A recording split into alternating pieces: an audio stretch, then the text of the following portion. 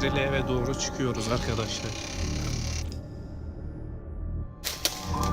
Ormanın derinliklerine gittikçe evet şu an içerideyiz.